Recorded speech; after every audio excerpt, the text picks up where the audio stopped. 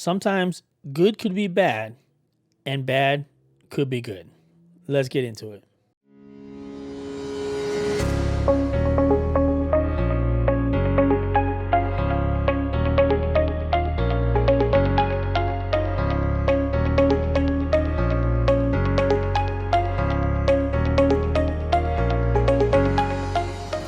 Hello and thank you for watching. Wisdom is typically gained through experience. That's why they say wisdom is wasted on the youth, right? Because the youth rarely have any life experience. So for them, learning is mostly based off of their wins and their losses. Another way to gain wisdom is through other people's experiences, watching other people, observing what they do, how they do it, and seeing their outcomes, seeing the fruits of their labor or no fruits of a lot of labor. But my favorite method for wisdom is through books. Books allow you to trade money for wisdom. Meaning, Jack Welch, named CEO of the decade for the 1990s, wrote a book about winning. In this book, it spoke about his business practices, mindset, expectations, among a plethora of other stuff. So you're telling me that I can learn from the very best in the world, and all I got to do is exchange $20, give you $20, you give me a bunch of knowledge? Sold, right? So while we're going through this journey of learning, you begin to see a couple of steps ahead. It's just natural, kind of like playing chess. The more you play chess, the further along you see ahead. And one of the steps of realization that comes to a lot of people, including myself, is that sometimes a good thing is a bad thing. And sometimes a bad thing can lead to good things. Let me explain. So personally, talk about myself here. My oldest son, his first school that he ever went to in the first grade, he went to one of the better charter schools in the whole state of Arizona. I mean, they were so far ahead that my son was actually being taught multiplication in the first grade. And it was absolutely amazing. Blew my mind, right? I was like, we are so lucky to be in this school. Or were we? Because all that learning came at a price. He went to school pretty much all day where they pushed him, which is good because you need to get pushed. But then they sent him home with homework every day that could sometimes take up to 2 hours on some days. Sometimes it was 30 minutes. A lot of times it was at least an hour. Some days when he had projects, it was all night. Him and his mom trying to knock out a whole bunch of schoolwork. The first grade of his life consisted of school, homework, dinner, then bed. 5 days a week. I want my kids to be super smart, right? Like we all do, but not at the expense of being a kid. As of now, my boys are in 2 sports apiece. Sports that will teach them lessons about life that as a parent, I just can't teach those. So if my son would have stayed at that amazing school, he would not be able to learn all the stuff that he's learning through sports like how to socialize, leadership, self-defense, everything. That would have all been missed. So that good school ended up being a bad thing for us, at least overall. Another example is spanking.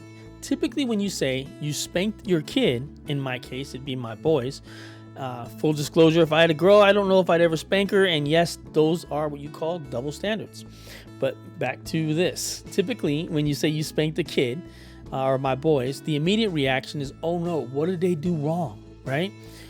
But is it a bad thing to be spanked? Example, my son runs around in the yard and we say, hey, stay off the sidewalk in the streets. First, when obviously he doesn't listen, he gets a warning. We tell him stop, right?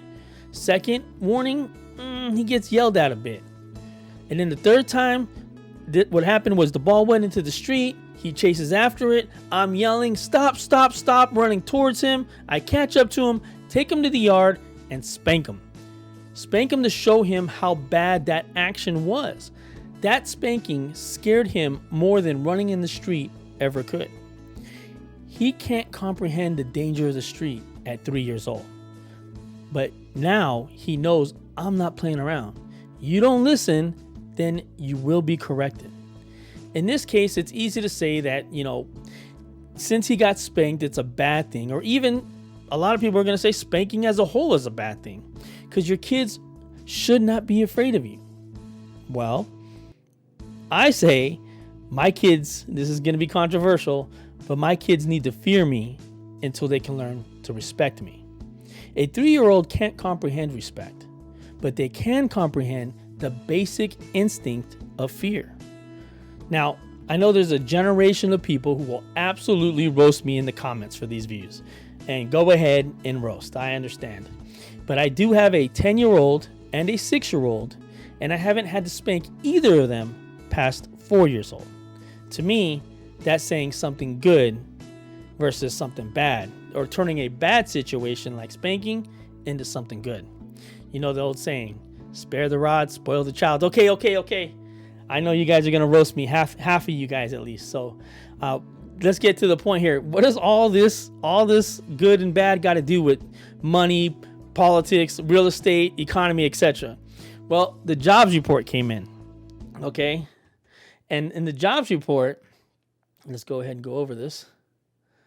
For the jobs report, it says that employment, more jobs, 311 jobs gained net positive for February 2023, and the unemployment rate is still at a very, very low 3.6%.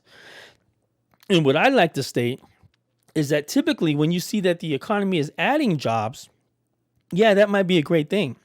Unemployment is very, very low. Some mostly consider it to be a great thing as well. And I'm going to tell you, these good things are actually bad. And I will explain some more.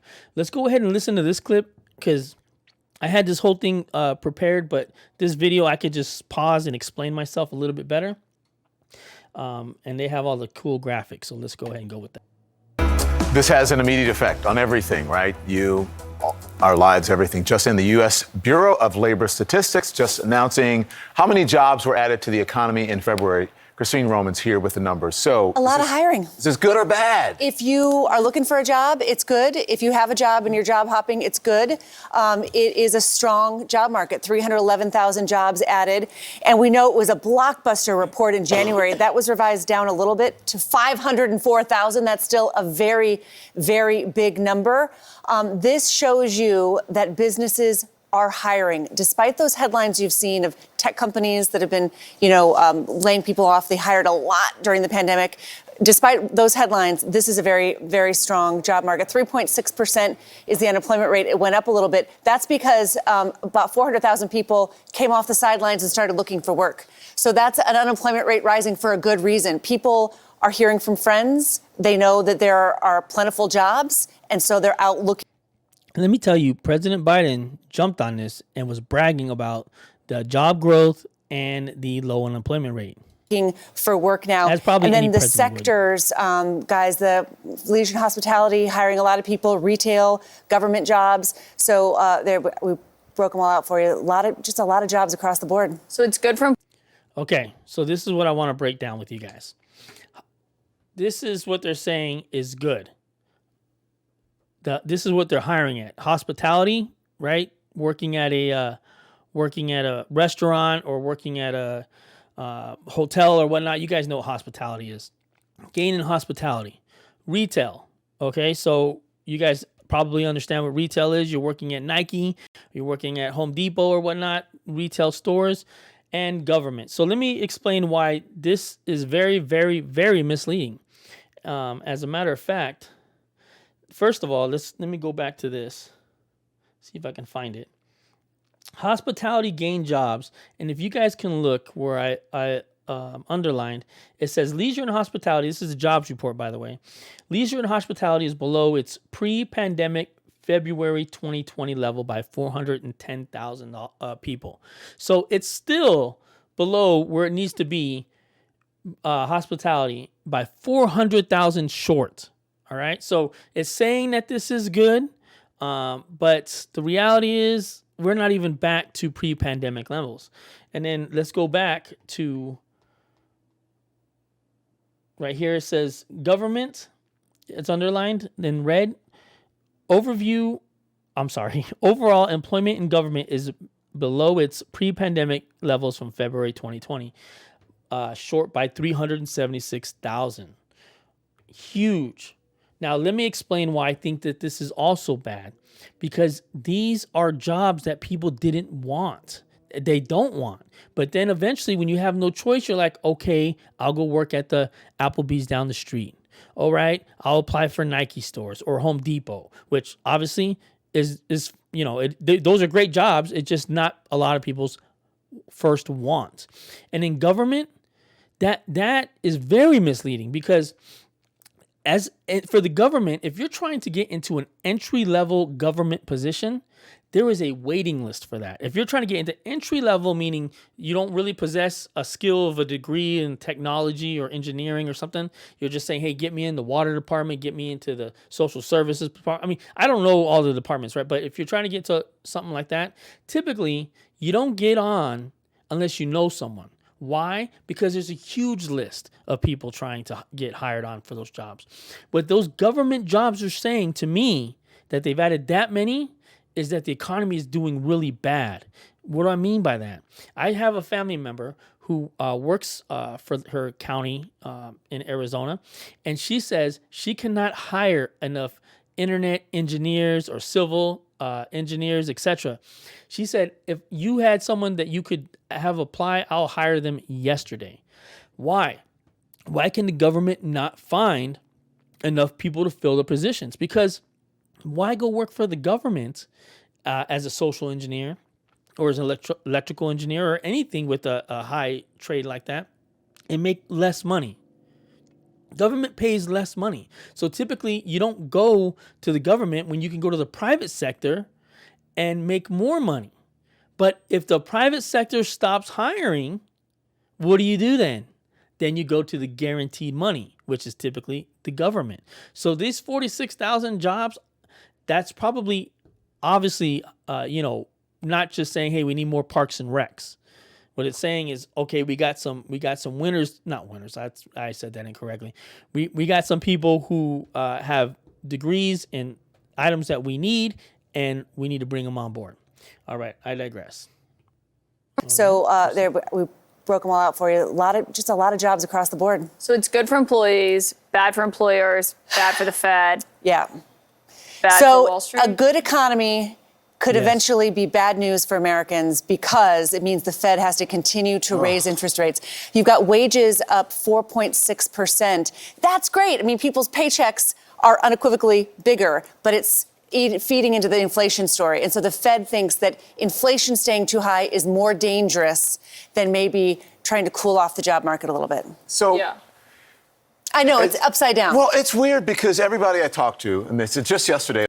Listen to this. First of all, there's no secret. I can't stand Don Lemon.